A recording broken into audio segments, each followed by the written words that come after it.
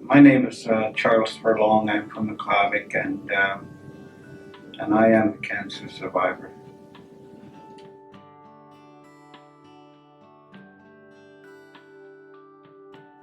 Well, when I went in for colonoscopy, they told me that they were going to look for some irregularities in my colon. They told me about polyps and other things like that. And next thing, the curtain opened and the doctor came in and he told me that Mr. Furlong, I found out that there was a growth on your colon, and he was 99% sure that it was cancer. And at that moment, it was a complete shock to me, and so I just laid there, and a million things go through your mind. What the hell's going to happen now? And what about my family? What about Joanne? All kinds of things. That was the beginning of my cancer journey at that time, leaving the hospital and getting ready to drive back to Clavic. And I told Joanne, I phoned Joanne and I told her.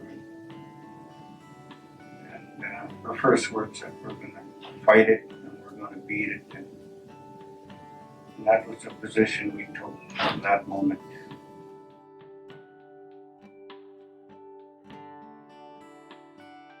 After I got home and to Clavic, and I told the rest of my family, and everybody was of course supportive of you, and people were phoning me. Word gets out all over town in a small community like that. There's quite a lengthy process from being diagnosed to treatment. The next time the nursing station called me, they said I had to go to Cross Cancer Clinic in Edmonton for the testing. And so it was about 3 weeks after that I went to Edmonton. Spent a couple of days there. And the doctors in the Cross Cancer Clinic told me that I had colon cancer, and that they think it was in stage 3, and it could be treated in Yellowknife. With the support of Joanne and other people, was able to move ahead and accept what was going to happen. And so they told me that they were going to do surgery in May. And so that's when I had my surgery in Yellowknife, the Stanton Hospital. And I stayed in, the hospital there for over 10 days. And then I was released and sent back home. I stayed in the yard with Joanne because I had to make trips to Yellowknife, and it was short. Finally, they told me in June sometime that they were going to start treatments in July. They were going to do 12 treatments of chemotherapy every 2 weeks, and so that was the plan. In my battle with cancer and all the treatments that I went through, it had a strong psychological and physical effect on me. And I realized that because of the support that I had and the belief that I can be healed, that I just recently received confirmation from my surgeon that I was well. I was healed, and that he told me that he didn't want to see me for another 5 years. So to me, that's good news.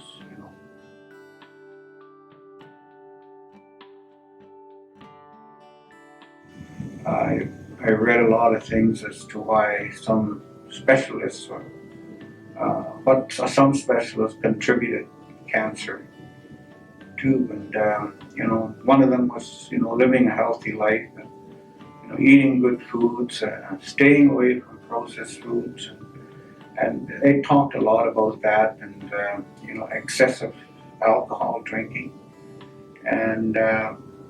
And when I heard that, I kind of thought about myself, because after my experience in residential school, and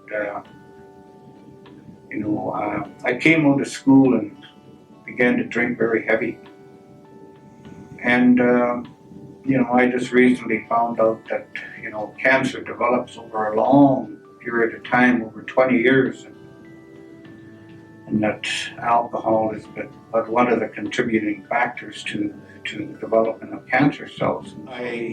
After my research and listening to other people, I think that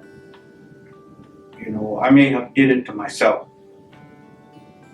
to not looking after myself, eating irregularly, and not eating good country food that I should have been eating all the time. Abuse of alcohol, and the stress levels that I developed being in Aboriginal politics. Mm-hmm. And also many of us, we smoke pretty heavy, and abuse of our own bodies through not eating the right foods, alcohol, drugs, smoking, and all that. I think helps the process along in the growth of those cancer cells.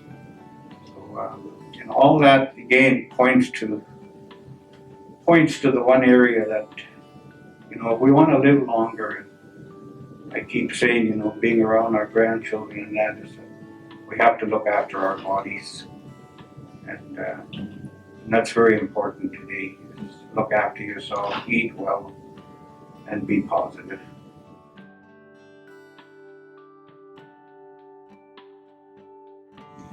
After my experience with cancer, and with everything else, including treatment, and what I had to go through, I realized the importance of looking after yourself, and a new change in your lifestyle, and also the importance of keeping a healthy body, and to have a healthy body, you have to have regular checkups with the local health centers, and because of my experience, I encourage everyone in the communities to go to the nursing station and get a fit test, and by doing so, cancer can be detected earlier, and also give you a better chance of living longer in the communities and being around family and loved ones. But now today I try very hard to eat traditional food. Caribou, moose, geese, ducks, rabbits, whatever. And I do a lot of that cooking myself, I boil myself, all that. I think that part of keeping yourself cancer-free in this day and age is, much harder than my grandparents or my father and my uncles, because, they were hard workers, and they were hunters and trappers, so they were busy all the time, and they cut wood and hauled ice, and just basically on the land every day. The physical activity was part of their everyday life, and so of course they had to be healthy men and women, because men and women, unlike today, work side by side. trying to raise a family. And everything they prepared was from the land. And so physical activity and not abusing their bodies to alcohol, drugs, and everything else like that, allowed them to be strong, healthy individuals and cancer-free.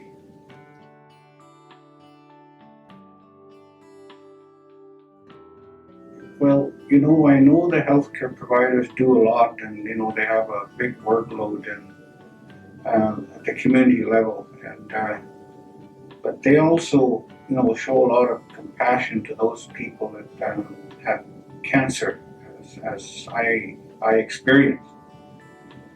But I think, to make the journey more comfortable for a cancer patient is that, they should inform them from the time they leave their home community to the final destination. This is what's going to be happening to you. And people like me who are used to traveling, it wasn't that much of a hardship.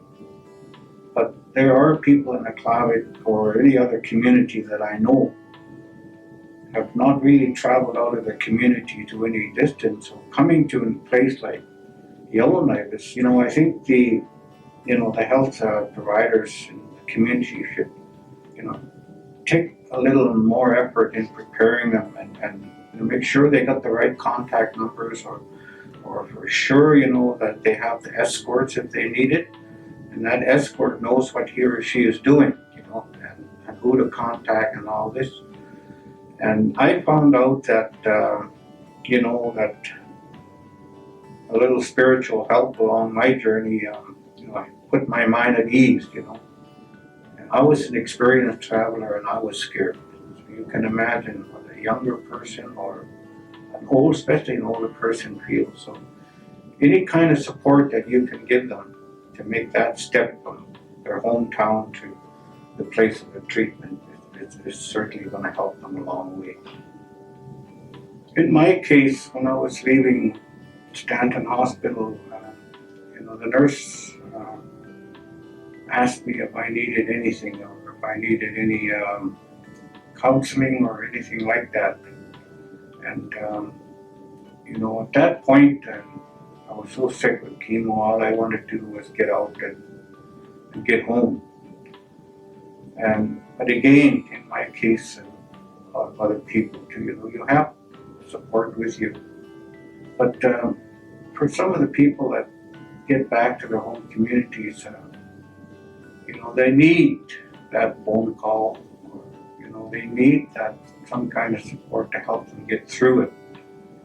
And I think this is one of the areas where the local health center should be providing that kind of support to the person, either going to his or her house or else bringing that person into the health center and just talking to them. Sometimes that's all people want to do is talk,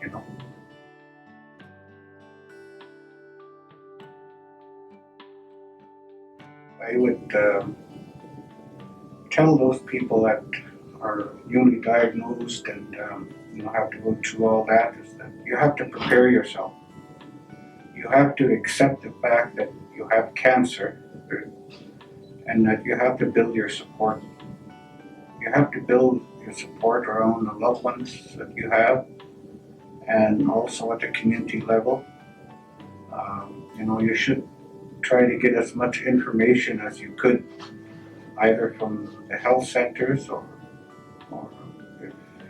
go on the computer. There's a lot of good information there, and begin your battle with as much information as possible. And along with good family support and your loved one, they find a journey much more easier if you are prepared for it. When I say that, there has to be some support for everyone with cancer, is that,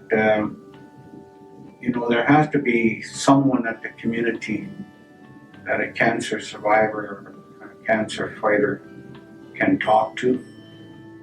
there's just not that kind of resources in some of the communities.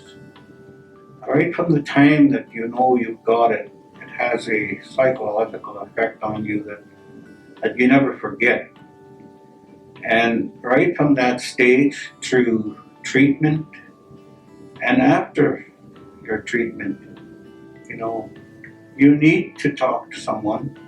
You need to have faith in someone that that you can talk to. And I encourage people at community level to just reach out and say hi to someone that that is battling cancer, because it really means a lot to them to know that people do care.